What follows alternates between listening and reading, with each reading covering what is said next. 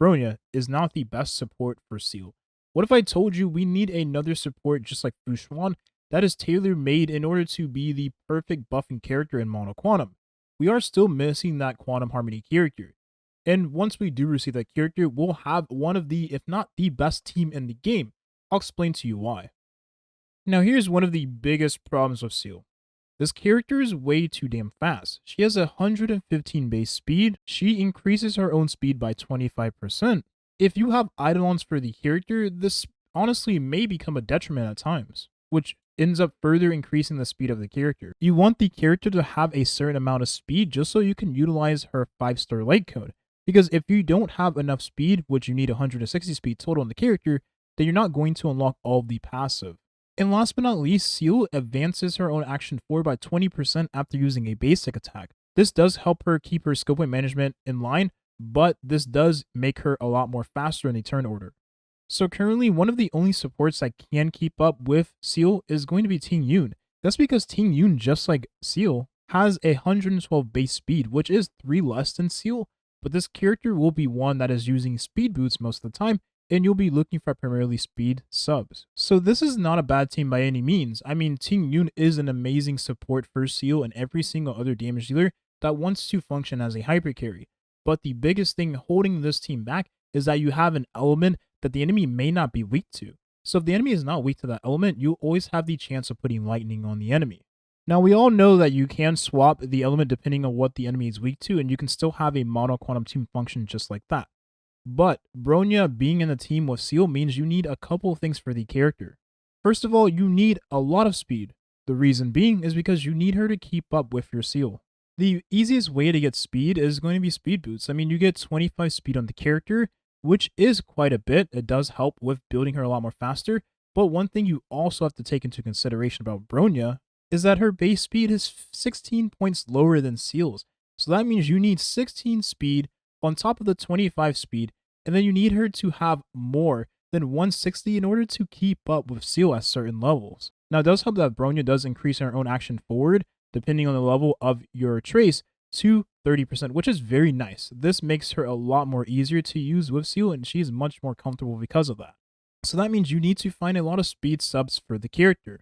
Now, there is a saving grace, and that is being the speed set. The speed set does give you a 6% increase in speed, but you're going to have to find more speed than that in order for her to keep up with a character that wants to be around 160 speed after using her elemental skill. Now, the best thing about Xuan is a character you do not have to worry about the base speed of. Now I'm explaining to you why. Obviously, you want Xuan to give the buffs to your Seele, right? Make sure that she has a CC resist so that she doesn't get CC'd by the enemy, and make sure she has the crit rate buff at all times. And the damage mitigation is always valuable for the character. But the coolest thing about Xuan that we learned ever since the release of this character is that all of those buffs are dependent on Xuan's own turns. So you wouldn't believe me if I told you this, but you honestly don't need any speed on Xuan. You can run her slow, and she still can keep up with Seele. Because as I said before, the buffs that Xuan provides to the team, the damage mitigation, the HP increase, making them more tanky than they once were before, and the CC resist for one turn is dependent on Xuan's own turns. So the CC resist is the most important thing, but that doesn't trigger unless the enemy throws a CC at your allies. And well, you probably want to finish the battle as fast as you can with Seele anyways. Now, the counter argument I could see you going for is definitely that she won't be able to generate skill points, like for instance Luocha, a very solid skill point generator healer character. He generates skill points every single turn because he passively heals the team. Well, Xuan doesn't necessarily passively heal the team, she just passively damage mitigates for the team. So, if you want her to be more than just that, then giving her speed allows her to give skill points to Seele, which helps her in the long run. But you already have a very skill point positive character in the team, that's Silverwolf. I mean, ideally, if you are killing enemies fast left and right, and you're swapping targets, then you probably will be using your elemental skill more than once. But if you are struggling to kill that boss, then you won't be using that elemental skill all the time. You'll just use it for the one turn to get the resist reduction on an enemy and put that quantum weakness on the enemy as well. And then you'll use basic attacks, which works in the character's favor because you put debuffs on the enemy with your basics. But as you all know, the biggest problem in the game currently is skill points. And well, if you don't have enough skill points, you're not able to use damage dealers as much as you would want to. And that is specifically for hypercarry team compositions, or even dual comp DPS teams going forward into the future. You'll probably see this happen a lot with your Jing and your Topaz teams if you potentially use those characters together. But Denheng Baby Tonight is another example of that. This character needs to have skill points or else he's not able to do damage, just like Qinque. So even if you don't use Seele, using Qinque in the team still works. But again, we're missing that character that can provide value to the team. And I believe that character will power creep Bronya. She'll be better than Bronya in certain teams. And that's crazy because Bronya is currently the best Harmony character in the game. But if we had a character that was able to give skill points to the team, which is a way of changing how you fundamentally play the game, just like Silver Wolf and Bronya, that character would be absolutely bonkers and it would make Mono Quantum the best team in the game. Now, other characters in the game would definitely benefit from having an ally that is generates skill points to Denheng Baby Tonight, and the other damage dealer that wants to use their elemental skill every single turn, right? Even dual DPS team comps, right? With sub DPS that also utilize skill points like Qinque if you don't have her with Eidolons. But if that character also is able to give buffs that is dependent on their own turn, then things are going to get a little crazy. Because one of the biggest problems is that a character like Seele wants to use her abilities whenever she gets them, because of one of the passives she has. The thing is about Resurgence is that it procs after killing the enemy, but it also procs when you use your ultimate. So that means you probably want to wait for Bronya to take the turn to give the buffs to Seele so that you can do the max amount of damage you can with your ult as possible.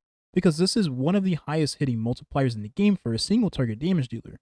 Well, let's talk about one last thing. If that character, as mentioned before, does generate skill points for the team and is a quantum character, well, first of all, you'll be able to utilize every character in the team as a damage dealer because you can constantly spam your skills on each and every single one of them because you'll be getting skill points from that skill point generator. On top of that, if you take into consideration Xuan has an elemental skill that gives CC resist to the team, well, it's not like you need Bronya anymore because Bronya does cleanse an ally, which is very valuable for your main damage dealer in your hyper carry or mono quantum team composition, either that being Seele or Qinque. So then Xuan would have more value and Bronya would finally become obsolete with Seele. And that would be the first time I would ever say that. So one last thing, if your Silver Wolf is on a DPS build, which is the best way to play this character in the late game, then you'll deal tons of more damage because you'll take advantage of all the buffs that that quantum character provides. And if they are a Harmony character, then you're going to love Planetary Rendezvous because if you think about it, having this at max refinements or even the lowest tier refinements, let's just say max refinements because well, when that character comes out, you'll probably have copies for this lightcone, then you'll give a 24% damage bonus times 4, which is going to be around 96% damage bonus given to the team because this will apply to every ally in the team, and all the characters being quantum means that every ally in the team is going to take advantage of that boosting from the lightcone. Now, the thing is about Bronya, which I will say before we end the video, obviously Bronya with Eidolons does become a much better character to use with Seele. If you have Eidolon 1, she becomes a nice skill point generator at times. If you have Eidolon 2, she gives speed to your Seele, and that means if you have the lightcone for Seele, you don't have to worry about getting that extra speed because 30% means you'll still hit that 160% threshold that you need for your Seele to utilize the full passive of the lightcone. And then as you progress with the Eidolons, she becomes a lot better, especially at Eidolon 6, which means the buffs that Bronya provides will count for 2 turns instead of 1 turn, which is very good for Seele, right? But E0 to E1 Bronya is going to become a lot more obsolete with the release of that character. But only time will tell if that character even replaces E6 Bronya, for Seele specifically. We'll have to wait and see, because providing value to the whole team instead of one ally means, well, your whole team will deal more damage, which means you'll out-damage just buffing one character in general. And as I say in every video, obviously the Quantum set is one of the most broken, if not the most broken set in the game. I mean, Ignore Defense is extremely strong. So having this in the game means that every single character in that team comp can be built as a damage dealer. This is one thing you have to take into consideration going forward. Now, obviously, we have to wait and see what the future may hold.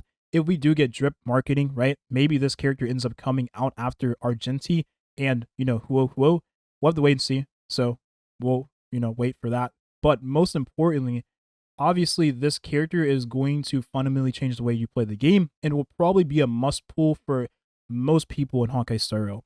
That is if you're currently using Bronya in the Mono Quantum team, or if you're currently using Denham Bibitonai or characters like QQ, you'll enjoy using this character, and even teams with dual DPS comps, like for instance Jing and Topaz, well, this character is probably going to be a must pull for you as well. That's not to say there won't be 4-star versions of said character, right?